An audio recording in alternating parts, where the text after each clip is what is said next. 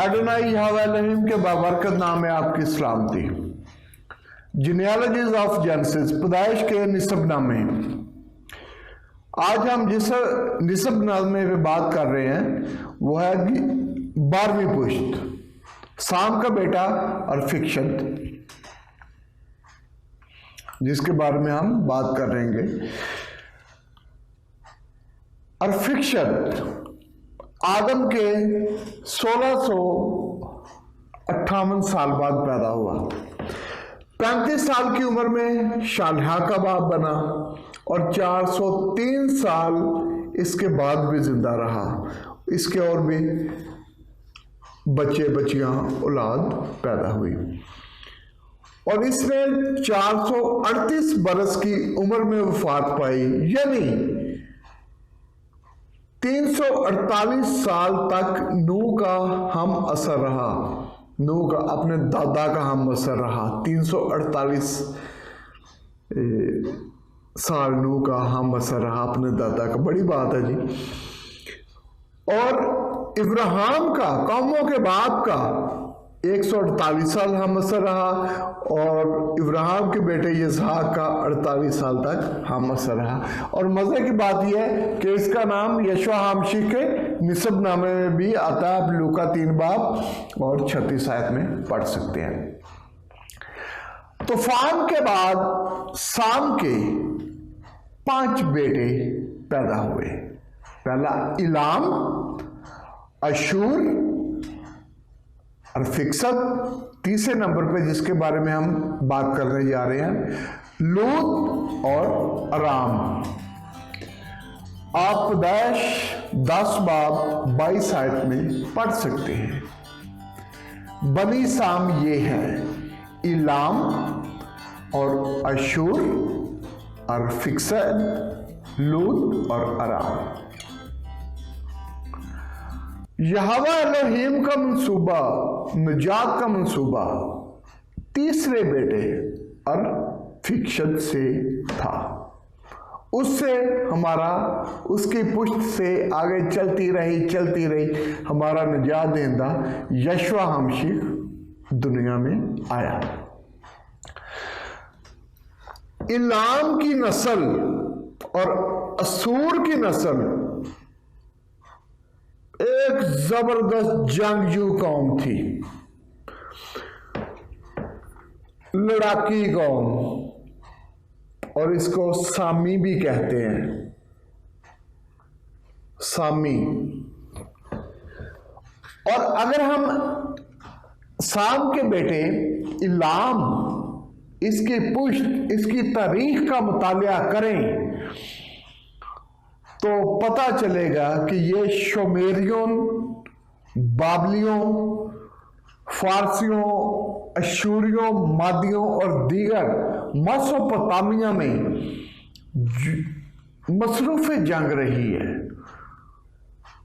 सरफिरी कौम, लड़ाकी कौम, जंगजू कौम, यानी ये जो पहली 2 नस्लें अलाम और अशूर साम की, ये दरियाए दजला के साथ जनूबी खलीज फारस के साथ आबाद थे। इब्राहिम के वक़्त में अगर हम प्रॉपर इसके बारे में स्टडी करें तो इलाम के बादशाह ने अपने दूसरे हमसाया ममलकत के जो बादशाह थे उनको साथ लेकर कुनान पर हमला किया और लूत के कबीले को, घराने को भी यरगमाल बना लिया था और साथ लेके चला गया था। जब इब्राहिम अपने 318 जंगजू आदमियों को साथ लेकर गया था और इन बादशाहों को कत्ल किया था, 5 को, और लूत को और उसके घराने को, कबीले को वापस लाया था। पैदाइश 14 बाब 1 आयत में पढ़ सकते हैं। और उन दिनों में सिनहार के बादशाह इमराफाल, अलासार के बादशाह अरियोक और इलाम के बादशाह किदर ला उमरन और जॉइन के बादशाह तदाइल में, यानी इन्होंने कनान पे हमला किया। लूत जिस शहर में था उस पे हमला किया। इन 5 बादशाहों ने मिलकर किया था। اچھا یہ نا ایک انتہائی جنگجو، فنون جنگ میں ماہر لوگ تھے اور تمام ملک ان سے خوف زدہ تھے، اور اسرائیل اور یہودا سے بھی یہ جنگیں کرتے رہے ہیں۔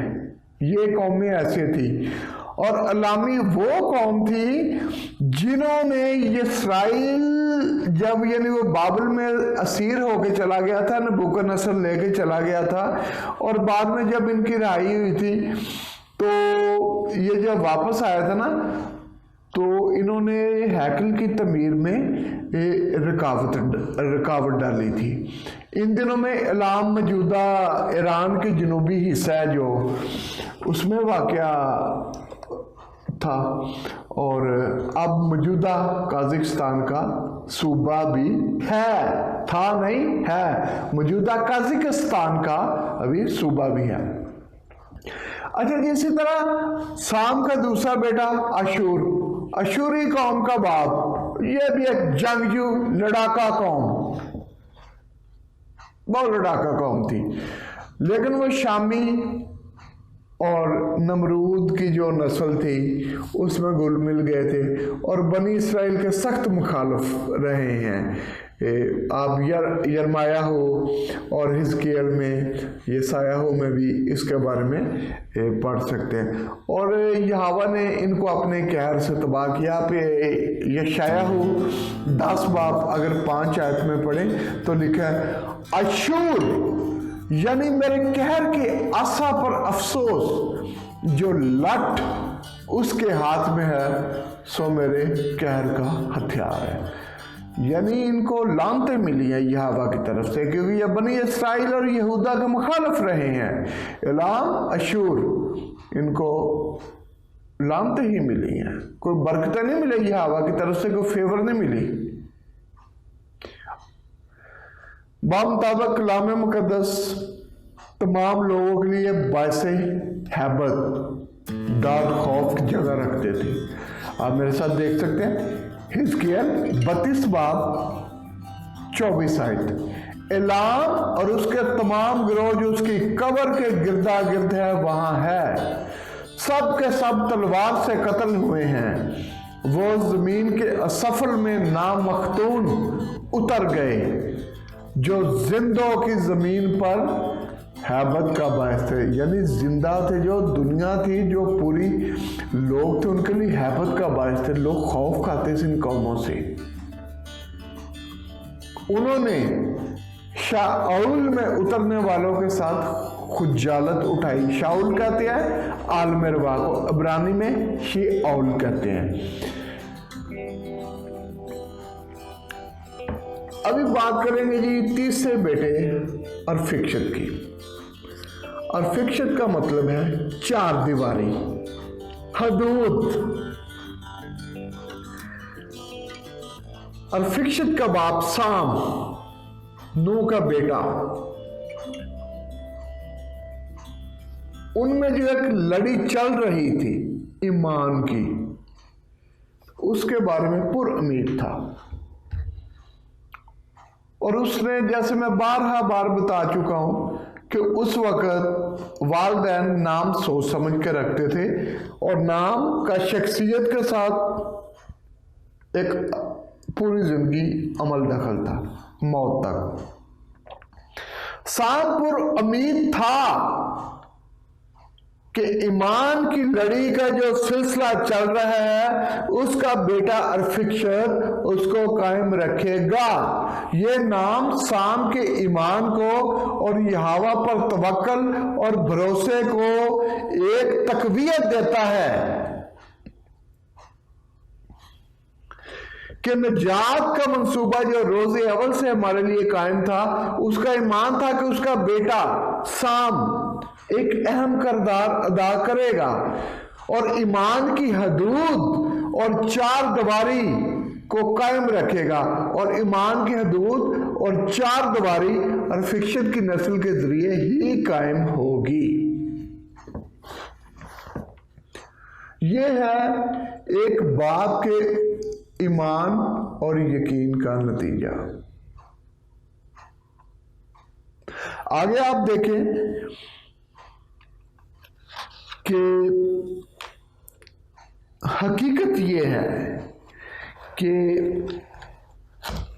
یشوع حامشی کی خدمت بنی اسرائیل کے ملک کی چھوٹی سے حدود سے باہر نہیں نکلی.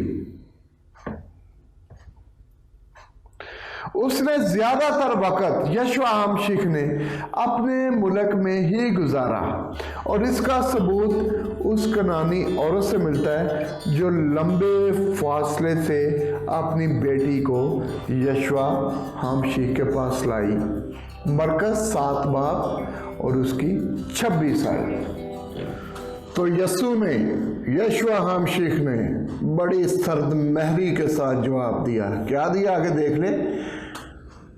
مرکز 27 آیت یعنی 7 باب 27 آیت میں یشوع نے اس سے کہا کہ پہلے لڑکوں کو سیر ہونے دے، کیونکہ لڑکوں کی روٹی لے کر کتوں کو ڈال دینا مناسب نہیں. اس نے جواب میں کہا، ہاں اڈونائی، کتے بھی میز تلے لڑکوں کی روٹی کے ٹکڑوں میں سے کھاتے ہیں. یعنی مالکوں کی میز کے نیچے جو ٹکڑے ہوتے ہیں کتے بھی ادھر سے ہی کھاتے ہیں. اور اسی بات پہ یشوع حامشیخ نے کہا تھا، آئے عورت تیرا ایمان بڑا ہے، یا تیرے ایمان کے مطابق ہو. اور اس کی بیٹی نے شفا پائی ایمان کی بدولت. اور جب یشوع نے شاگردوں کو اپنی منادی کے لیے بھیجا تو کیا ہدایت کی؟ غیر قوموں کی طرف مت جانا.